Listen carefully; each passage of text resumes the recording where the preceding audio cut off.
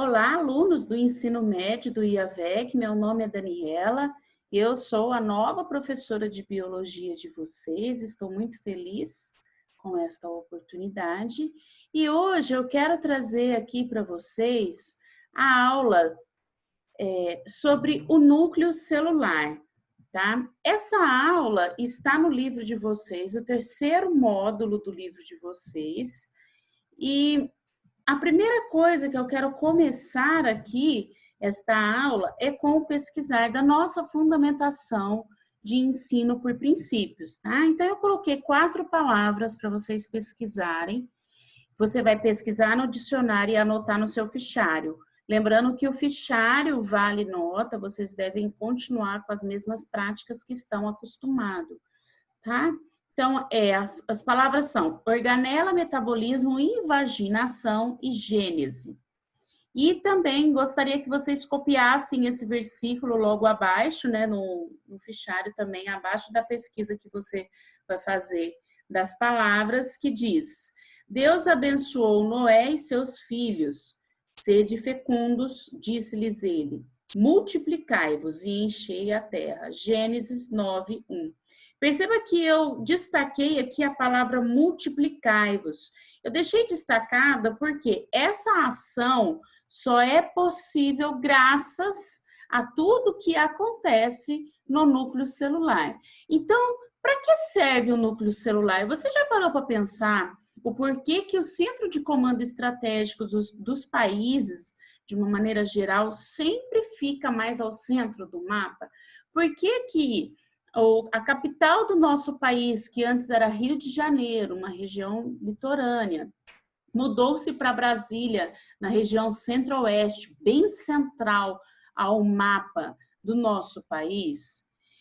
Vocês sabem que as invasões geralmente aconteciam pelo oceano, né?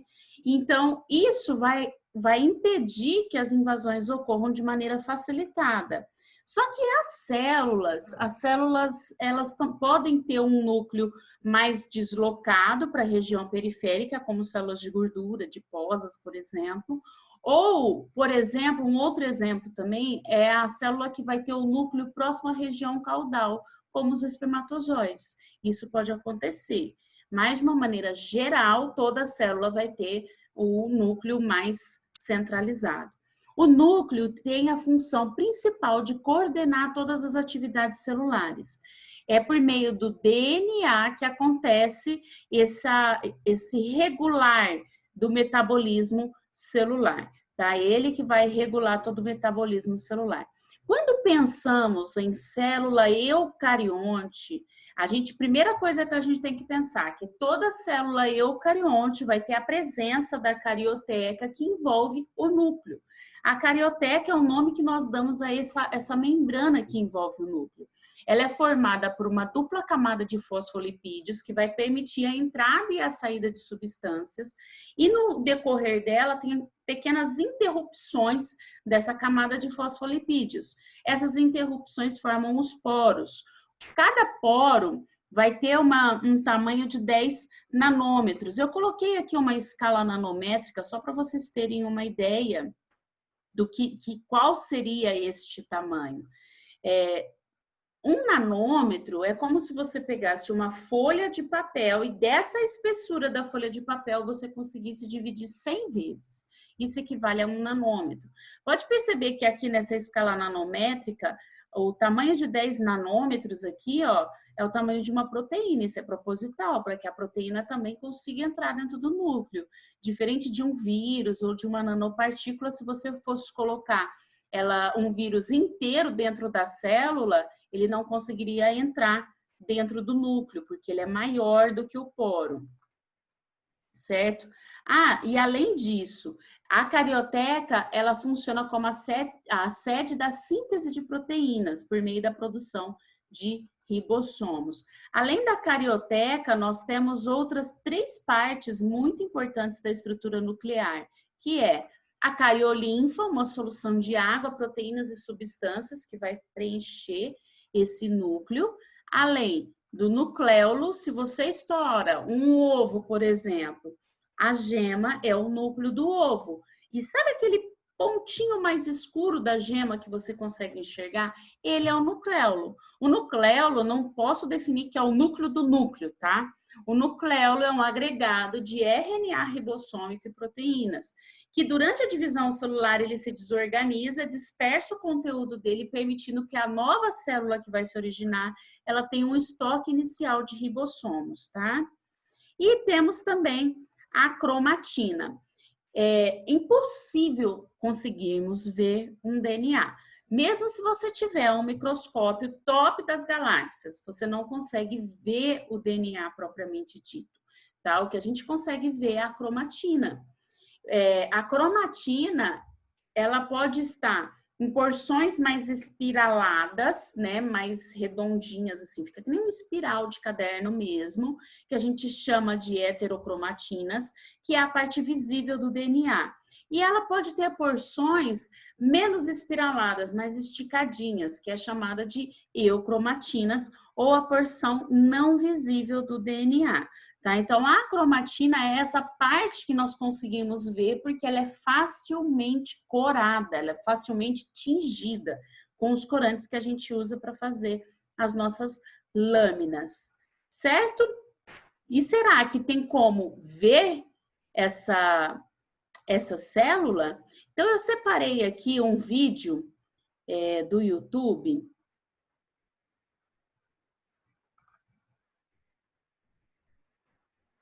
Material genético de la célula. Aqui nós temos o material genético dentro do núcleo. Los humanos tenemos 23 pares de cromosomas. Seres humanos têm 23 pares de cromossomos. Esses cromossomos têm esses filamentos, que é chamado de estonas. Tá vendo? Fica bem espiralados e aí eles formam os cromossomos, assim, ó. Que contienen información sobre nosotros. El núcleo también contiene un nucleolo. Tá vendo? Tem aqui o nucleolo, é ele que faz a produção dos ribossomos e que sai pelos poros e vai até as organelas para fazer a síntese de proteínas. Certo? Aqui, então, eu coloquei esse vídeo somente para vocês conseguirem, é uma representação gráfica, né, para vocês conseguirem visualizar. Eu separei aqui para vocês alguns exercícios que está no livro de vocês, tá ok? Então, o primeiro exercício aqui que eu quero fazer junto com vocês...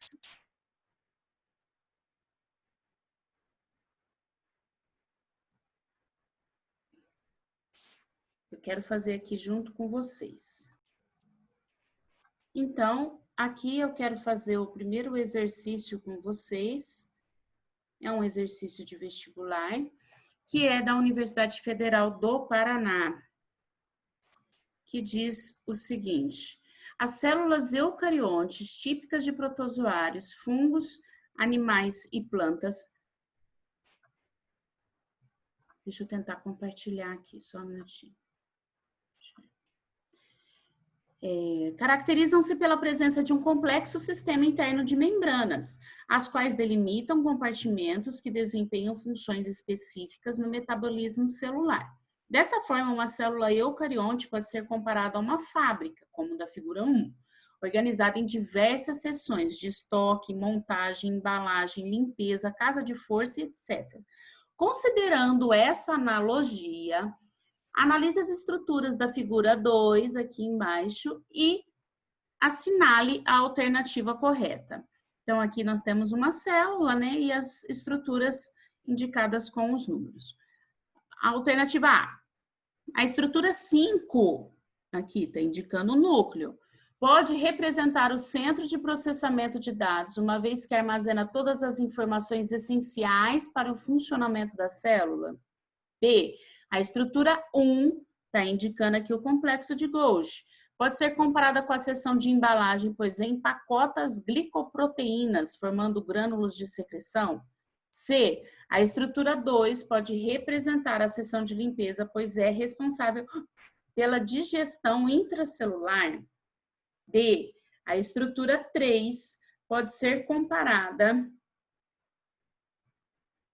A casa de força da fábrica, olha só, a estrutura 3 está indicando centríolos aqui. É ele que é a casa de força? Ou quem que é responsável pela produção de energia? Ah, eu esqueci de mostrar, a estrutura 2 aqui tá mostrando a mitocôndria. E a estrutura 4, tá vendo apontada aqui na lateral? Pode representar uma das seções de montagem, uma vez que produz subunidades ribossomais. Quem é que produz subunidades ribossomais? Os ribossomos. O nucleolo, então não pode ser esse, tá? Qual que é a alternativa, então? Alternativa A, muito bem. 2, questão da FUVEST.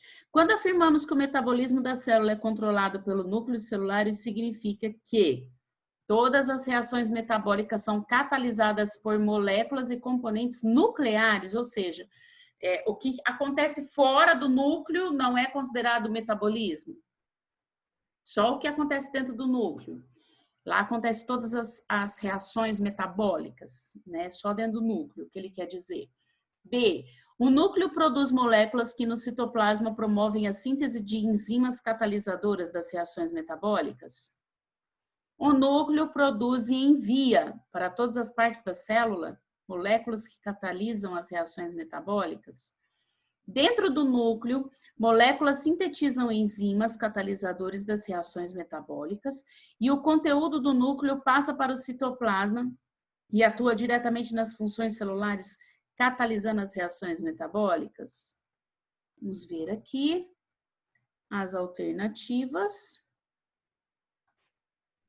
Seria A e a alternativa B aqui da segunda questão. Agora vamos para as próximas questões. Terceira, Universidade Federal de Brasília. Presente em células animais e vegetais, o núcleo desempenha funções biológicas muito importantes.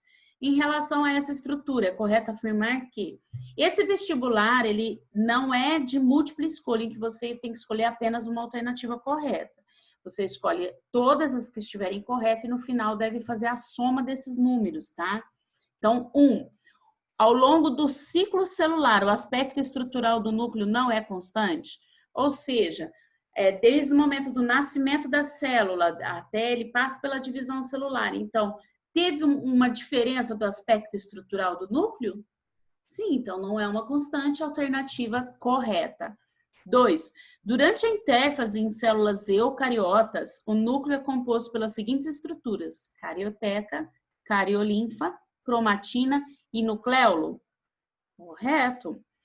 4. Todos os processos metabólicos das células são controlados diretamente pelo núcleo? Não, porque tem as organelas do lado de fora do núcleo, então essa não está correta. 8. Nas células procarióticas não há separação sob forma de membrana entre citoplasma e material nuclear.